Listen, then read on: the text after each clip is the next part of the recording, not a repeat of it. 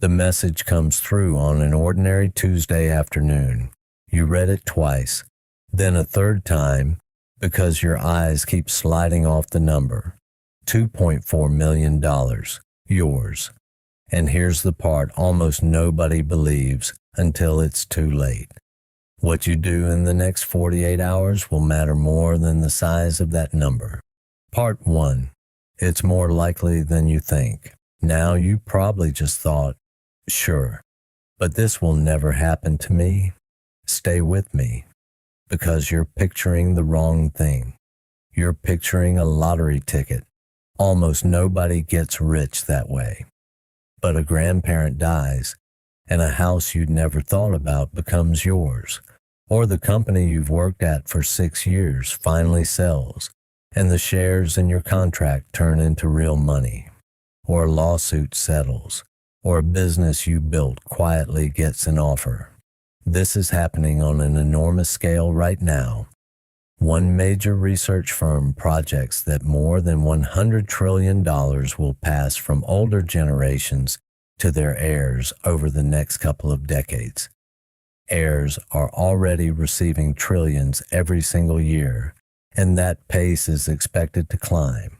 So no, you're probably not going to win a jackpot, but the odds that money lands in your life suddenly through a death, a sale, a settlement, are far higher than you've ever bothered to plan for.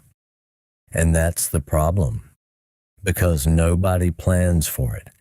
So when it arrives, the clock starts running, and almost everyone spends the most important hours of their financial life doing exactly the wrong thing. Part 2, the first 48 hours. So the money is real. It's yours. Now what? Here is the single most valuable thing you can do. Nothing. I mean that literally. For the first 48 hours, and ideally far longer, you make no decisions at all. Don't quit your job. Not tomorrow. Not next week. Don't buy the car. Don't put an offer on the house. Don't say yes to anyone, because right now, your brain is not working properly. It's flooded with adrenaline, relief, and 100 fantasies you've been rehearsing since you were a teenager. That is the worst possible state to make a permanent decision in. So instead, you do the boring thing. You park the money somewhere plain and save a basic savings or money market account while you think. And know your limits. In the United States, standard deposit insurance covers up to $250,000 per depositor, per insured bank. Large sums may need to be spread across more than one institution. Outside the U.S., your protections will differ. Check them. Then you give yourself a cooling off period. 30 days. 90 if you can stand it. Nothing gets bought. Nothing gets promised. Nothing gets decided. The money is not going anywhere. Your judgment, on the other hand, needs time to come back. But there's one thing that's even more urgent than not spending. And it's the thing almost everyone does first, usually within the first hour. Part 3, the silence rule. You tell someone, of course you do. You're excited. You're overwhelmed. You want to share it. And that's the moment you can never take back. Because once the information exists outside your own head, you don't control it anymore. We've covered on this channel what happens next. The calls, the business ideas, the relatives you'd forgotten, the requests that never stop. But here's the practical rule that follows from it. You tell as few people as humanly possible. Ideally, a number you can count on one hand, your spouse or partner. Obviously, this is their life too. And the professionals you're about to hire, who are bound to keep it confidential. That's it. Not your friends, not your colleagues, not social media. And be careful with a specific trap. Telling one family member is telling the family. Information doesn't stay still. Now, if your windfall is public, like a lottery in a state that requires your name, this changes. You can't unring that bell. In that case, you plan for exposure before it happens.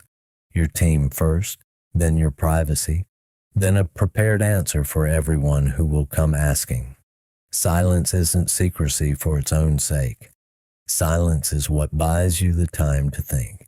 And what you do with that time comes down to 3 specific people. Part 4.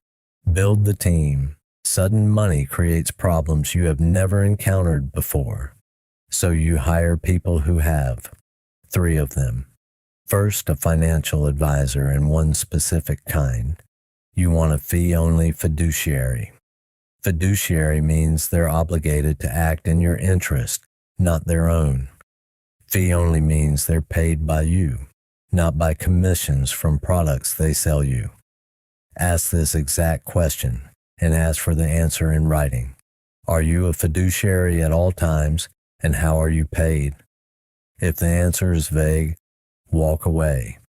That vagueness is the entire warning. Second, a tax professional, not the app you use in April, someone who handles large, unusual sums, because how your money is taxed depends enormously on where it came from, and getting that wrong is expensive in a way you cannot undo later. Third, an estate attorney for the wills, the structures, and protecting what you now have, and learn the shape of a predator, because they will find you. They create urgency. They offer something exclusive. They discourage second opinions. They want to move fast. Real professionals do the opposite. They slow you down. They tell you to take your time. Anyone rushing you toward a decision is not on your side. Now, with the right people around you, you can finally look at the number. Except it isn't your number yet, because 2 bills arrive before you get to spend a cent. Part 5. The 2 bills. Bill 1. Tax. That $2.4 million on the screen is not $2.4 million in your life. Depending on where you live and where the money came from, a meaningful share of it may already belong to someone else. Some windfalls are taxed heavily and immediately. Others are barely taxed at all. The difference is enormous, and it's exactly why the tax professional came before the shopping. Never plan your life around the headline number. Plan it around what survives. Bill 2. Your existing debt. Not all of it, and this surprises people, but the expensive kind absolutely. Because paying off a debt charging you 20% is mathematically identical to earning a guaranteed 20% return, with 0 risk. There is no investment on earth that offers you a guaranteed 20%. That's why this comes first. Low interest debt is a genuine judgment call, and it's one for your advisor. But high interest debt is not a strategy question. It's just free money sitting on the table.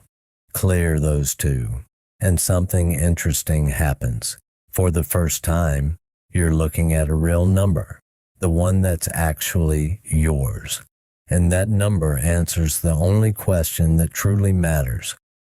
Part 6, the real number. Here's the question almost nobody asks, and it's the one that turns a pile of money into an actual life. How much can this produce every year without ever running out? Because a lump sum is finite, but an income is freedom. The most famous attempt to answer this is called the 4% rule. A financial planner named William Bengen studied decades of market history back in 1994 and found that a retiree could withdraw about 4% in the first year, then adjust for inflation each year after, and have the money last 3 decades. On $1 million, that's roughly $40,000 a year. So that's your real translation. Not I have $1 million, but I have around $40,000 a year for a very long time. That reframe alone kills more bad decisions than any budget ever will. But, and this matters, be very careful how much weight you put on that number, because the experts genuinely disagree about it now. Bengen himself has revised his work upward, arguing the true worst-case safe maximum for today's retirees is closer to 4.7%. Morningstar's researchers, using forward-looking market forecasts instead of history, landed lower, publishing a figure of around 3.9% for a 30-year retirement. Vanguard's research puts the sensible range somewhere between 3.5% and 4.5%. These aren't small differences. On $1 million, they're thousands a year apart for decades, and they all share one blind spot. What happens if the market falls badly in your very first years? Withdrawing money from a shrinking portfolio does damage you can't easily repair. So treat 4% as a rough map, not a promise. It's a way to think, not a guarantee. Now you have a plan, a team, and a real number, which is exactly when most people discover something uncomfortable, and it isn't about the money at all. Part 7, the honest part, because here's where I have to be honest with you, the way we always are on this channel. First, that enormous wealth transfer everyone's excited about, it's real, but it is nothing like evenly shared. Researchers estimate that a huge portion of it flows from the wealthiest sliver of households, and a competing study recently landed at a dramatically smaller total, a gap of tens of trillions of dollars between two serious forecasts. Translation: some people will inherit life-changing money. Far more will inherit a modest amount, or nothing. Don't build your life around a windfall that may never arrive. Second, the panic story is also overblown. We covered this in the lottery video. The famous claim that most winners go broke isn't supported by the research. Most people who receive sudden money are fine. Some end up genuinely better off. So the real risk was never that money automatically destroys people. Third, and this is the one that surprises everyone, the amount matters far less than what already existed before the money arrived. If you had steady habits, the windfall accelerates them. If you were already stretched, overspending, unsure where your money went, a larger number doesn't repair any of that. It just gives it more room to operate. And then there's the part nobody warns you about. Psychologists who work with sudden wealth recipients describe a strange emotional aftermath. Guilt about people who weren't as lucky, isolation from friends who now treat you differently, and a loss of identity when the goal you organized your life around suddenly disappears. Money can solve financial problems. It's remarkably bad at solving personal ones. Which brings us to the thing I promised you at the very start. Part 8, the real lesson. Why do the first 48 hours matter more than the size of the number? Because those hours decide the direction of everything that follows. Wait, stay quiet, hire well, understand your real number, and the money becomes a tool that works for you for the rest of your life. Spend, announce, quit, promise, and the money becomes a fuse, and it burns quickly. Same amount. 2 completely different lives, decided in about 2 days. And now look at what that plan actually was. Don't rush. Don't tell everyone. Get honest advice. Pay off expensive debt. Understand what your money can safely produce. Then live below that. Read that list again. There is nothing on it that requires $2.4 million. That is just a good financial plan. For anyone, at any amount. On this channel, we met a janitor who built $8 million without a single windfall by quietly doing those exact things for 60 years. And we watched people handed a fortune overnight who did none of them and had nothing left. So here's the uncomfortable version of the truth. The plan you'd follow if you got rich tomorrow is the plan you should be running today. with whatever you have right now. Because sudden wealth doesn't teach you how to handle money. It just finds out whether you already knew. Next time on this channel, we're breaking down another hidden truth about wealth, the one that quietly decides who gets to keep it.